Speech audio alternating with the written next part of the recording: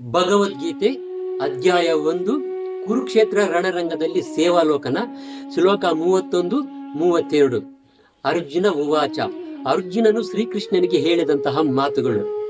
ನ ಕಾಂಕ್ಷೇ ವಿಜಯಂ ಕೃಷ್ಣ ನ ಚ ರಾಜ್ಯಂ ಸುಖಾನಿ ಚ ಕಿಂ ನೋ ರಾಜ್ಯೇನ ಗೋವಿಂದ ಕಿಂ ಭೋಗೈರ್ಜೀವಿತೇನ ವಾ ಕಿಂ ಭೋಗೈರ್ಜೀವಿತೇನ ವಾ. ಈ ಶ್ಲೋಕಗಳ ಭಾವಾರ್ಥ. ಹೇ ಕೃಷ್ಣ, ಯಾರಿಗೋಸ್ಕರ ನಾವು ರಾಜ್ಯವನ್ನು, ಸುಖವನ್ನು, ಬದುಕನ್ನು ಬಯಸುತ್ತೇವೆಯೋ ಅವರೇ ನಮಗೆ ವಿರುದ್ಧವಾಗಿ ಯುದ್ಧಕ್ಕೆ ನಿಂತಾಗ ಏನು ಪ್ರಯೋಜನ?